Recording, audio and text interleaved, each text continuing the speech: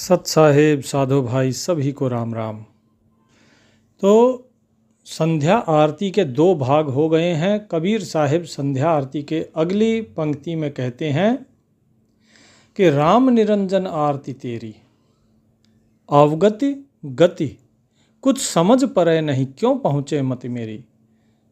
राम निरंजन कि हे माया से परे रहने वाले राम, जो माया से परे है, माया जिसे व्याप्त नहीं होती, जहाँ माया समाप्त हो जाती है, कि हे मेरे मालिक तेरी आरती में गाता हूँ।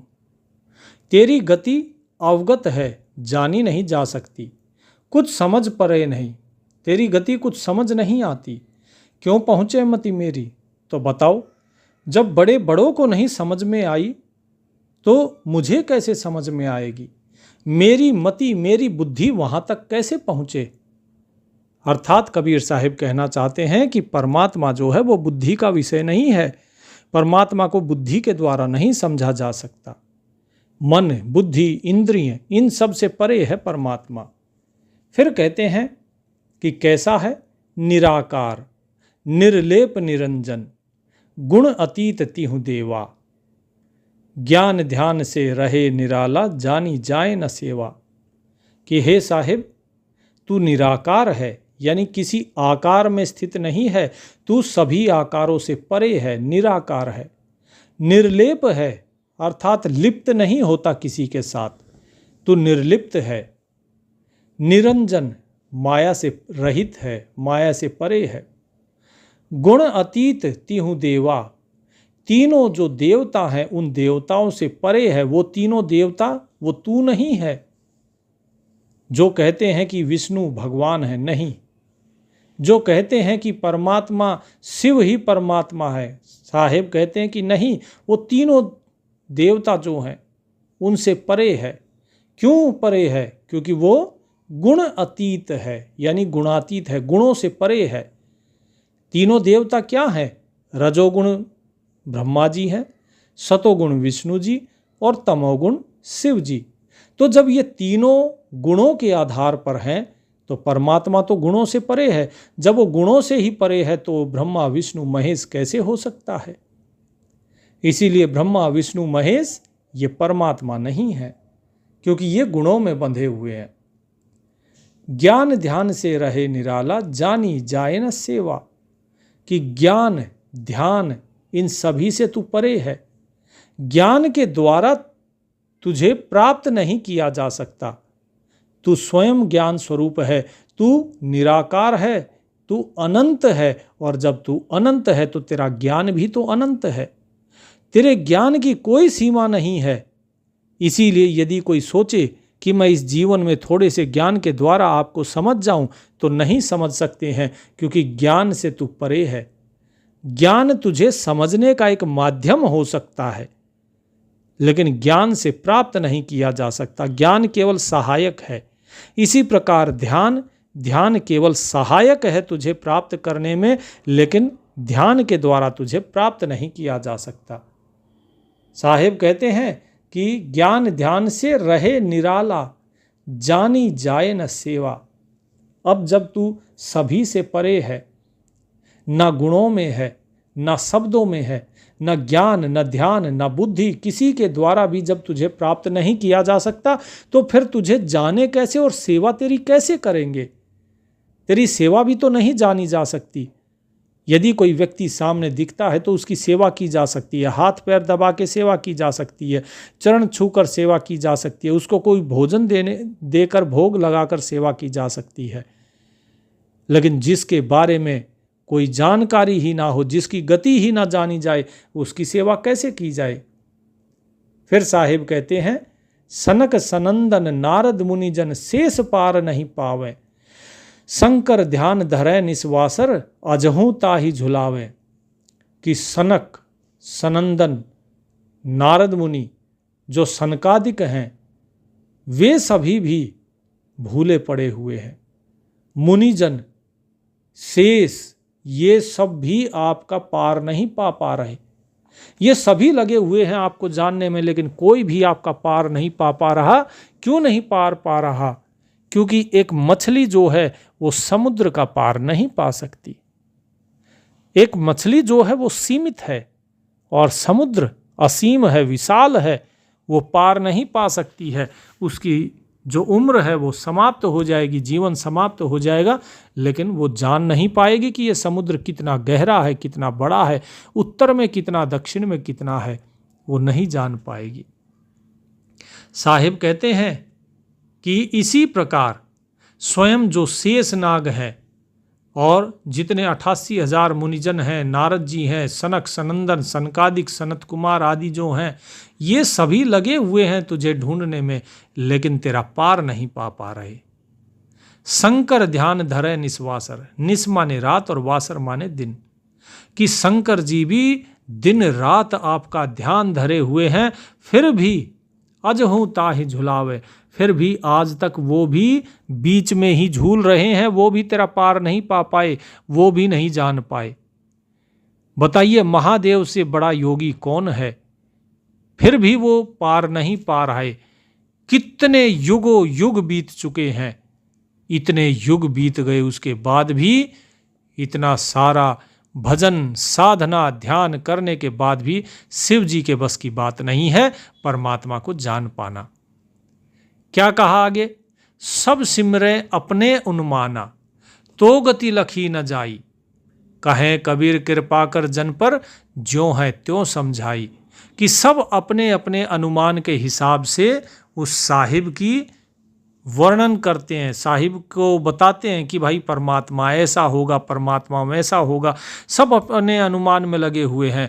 कोई कहता है कि वो शब्द सुनाई देगा, शब्द रूपी है, कोई कहता है प्रकाश रूपी है, नूर रूपी है। सब अपने मन की सोच रहे हैं, सब सुमरे अपने उन्माना, अनुमान लगा रहे हैं ये केवल, क्योंकि परमात्मा की था नहीं पाई जा सकती, तो उसका केवल अनुमान लगाया जा रहा है कि शायद वो ऐसा है। तो गति लखी न जाए, और इतना अनुमान लगाने के बाद भी उसकी गति जो है वो जानी नहीं जा पा रही, दिखाई नहीं दे रही उसकी कोई गति, कोई वार पार। तो इसीलिए कबीर साहिब कहते हैं, कहें कबीर कृपा कर जन पर, ज्यों है त्यों समझाई, कि हे मेरे मालिक अपने जन अपने दास पर कृपा करो, और जैसा तुम हो वैसा ही स्वरूप हमें भी जनाओ, हमें बताओ अपने बारे में, क्योंकि आपके बारे में सिर्फ आप ही जना सकते हो। तुच्छ जीव की इतनी बुद्धि नहीं और इतना सामर्थ्य नहीं कि वो आपको जान पाए। जैसे मछली सागर को नहीं जानती है, महासागर को नहीं जान पाती, इसी प्रकार हम तुच्छ जीव आपको नहीं जान सकते हैं। यदि आप रहम करेंगे तो आप स्वयं ही हमें समझा सकते हैं, इसीलिए आप स्वयं के बारे में समझाइए हमें। फिर आगे क्या कहते हैं कबीर साहिब, जब ये सारी चीज़ फिर जब समझ जाते हैं कबीर साहिब, फिर क्या कहते हैं कि नूर की आरती नूर के छाजे, नूर के ताल पखावज बाजे, नूर के गायन नूर को गावे, नूर सुनते बहोर ना आवे। कहते हैं कि वो परमात्मा जो है उसके आगे जो आरती हो रही है, जैसे अपने यहाँ पर होती है भाई दीपक जला दिया और आरती हो रही है, साहिब कहते हैं उसकी तो आरती भी नूर रूपी है, और उसके जो छत्र हैं वो भी नूर रूपी है, उसके जो ताल हैं, जो ताल लगाकर गाते बजाते हैं, बोले वो भी नूर रूपी है, अर्थात प्रकाश ही प्रकाश है। और नूर के ताल पखावज बाजे, जो पखावज बजता है ये सब भी नूर रूपी है। वहाँ परमात्मा के दरबार में सब नूर रूपी है, प्रकाश तेज पुंज रूपी है। नूर के गायन नूर को गावे, गाने वाला भी नूर रूपी, और जो शब्द गाया जा रहा है वो शब्द भी जो निकल रहे हैं वो भी नूर के ही हैं। नूर सुनते बहोर ना आवे, और सुनने वाला भी नूर रूपी ही है, यानी वो स्वयं ही सब कुछ है। नूर की वाणी बोले नूर, वाणी भी नूर रूपी, बोलने वाला भी नूर रूपी, झिलमिल नूर रहा भरपूर, और वो नूर जो है झिलमिलाहट के द्वारा सभी जगह भरपूर है। वो झिलमिल झिलमिल जैसे होता है ना, दीपक जैसे हिलता है, इस तरीके से झिलमिल झिलमिल रोशनी हो रही है और इस प्रकार से वो सभी जगह भरपूर है, सभी जगह समाया हुआ है। नूर कबीरा नूर ही भावे, कि ये जो कबीर है ये कबीर भी नूर रूपी ही है। ये कबीर खुद को जब देखता है तो वो नूर रूपी ही है। क्यों? क्योंकि ये कबीर भी तो उस परमात्मा का ही एक अंश है। नूर कबीरा नूर ही भावे, नूर के कहे परम पद पावे।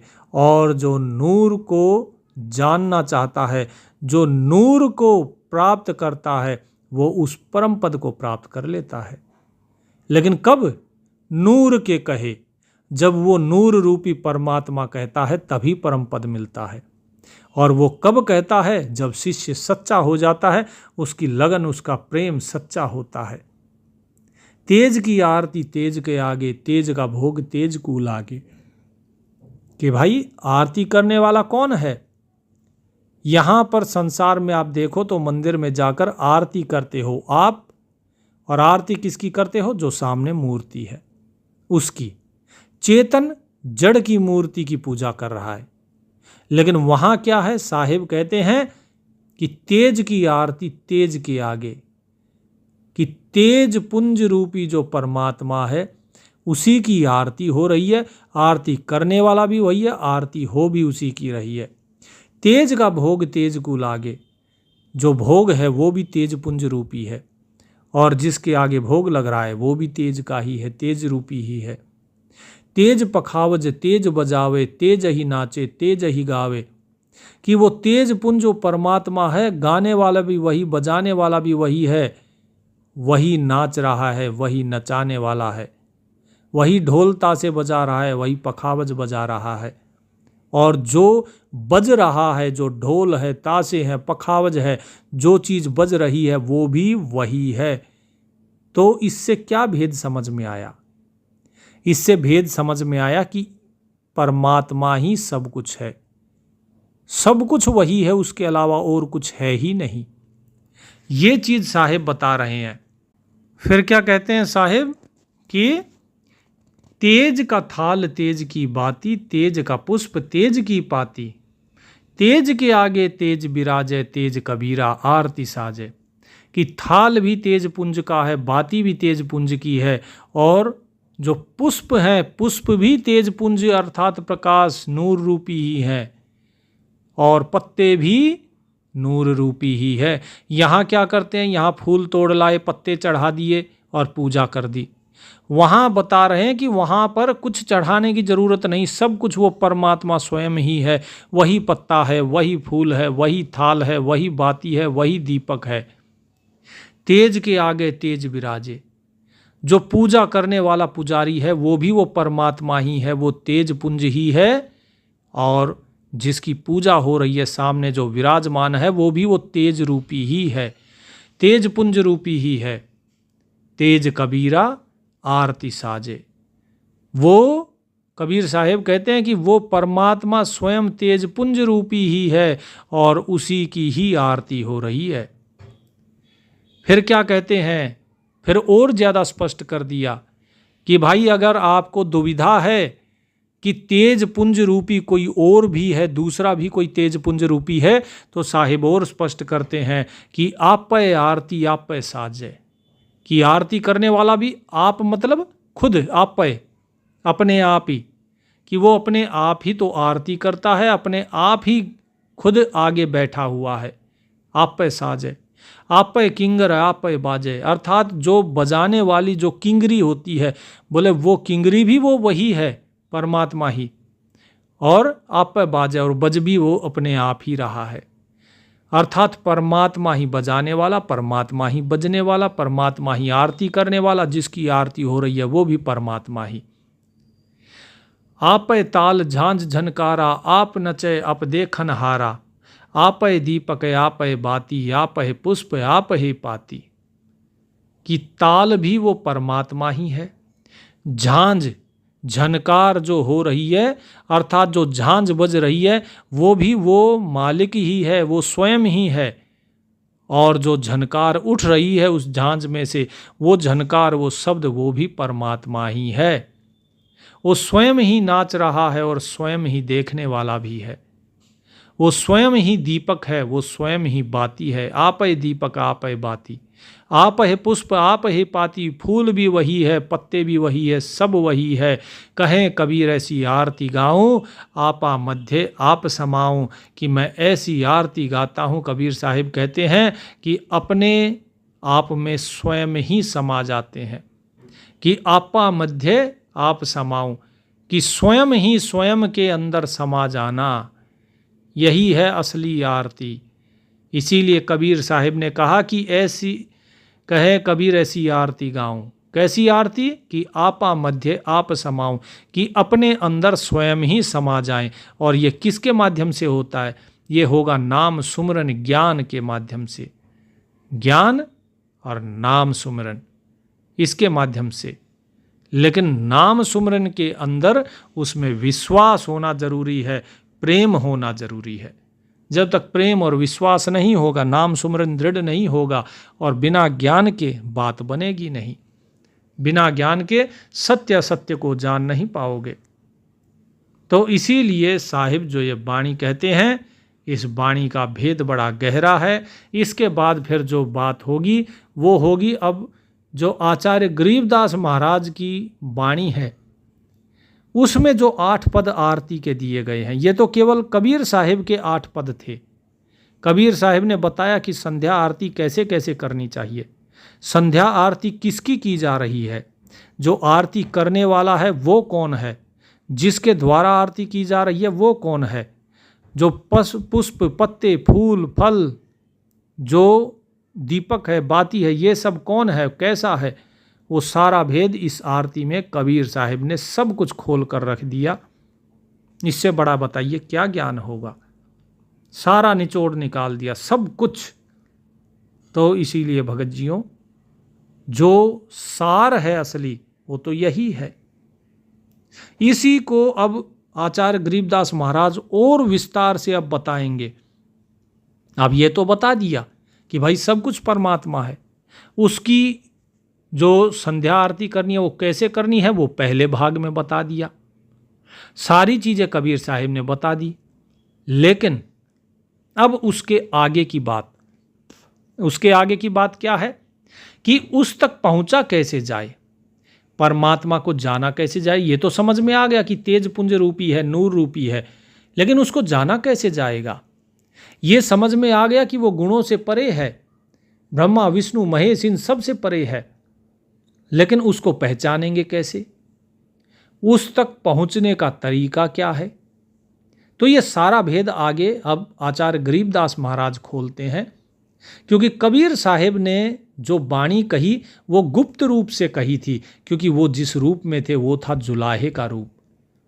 इसीलिए उन्होंने जितना उनका जो रूप उन्होंने धारण किया, जिस जाति में थे उसी प्रकार की उन्होंने वाणी कही। लेकिन उसके बाद कबीर साहिब जब स्वयं प्रकट हुए गरीबदास नाम धरा कर, उसके बाद उन्होंने पूरा का पूरा भेद खोल कर रख दिया है। सतगुरु का भी, सत्य पुरुष का भी सारा भेद खोल दिया कि क्या नाम है, वो नाम कैसे सुमरन करना है, कैसे प्राप्ति होगी, कहाँ जाना है कहाँ नहीं, ब्रह्मा विष्णु महेश काल ब्रह्म सब चीज़ का भेद खोल कर रख दिया, कुछ भी नहीं छुपाया, कुछ भी। अब उस वाणी को हम देखेंगे तो हमें पता लगेगा कि आगे में सत्य क्या है। इस संध्या आरती के गरीबदास महाराज के जो 8 पद हैं, जो बड़े ही गूढ़ हैं, जो हरेक मानव मात्र को जानने चाहिए, उसके बिना कल्याण नहीं है। उसके बिना जो संध्या आरती है वो अधूरी रह जाती है। अब हम उसे जानेंगे।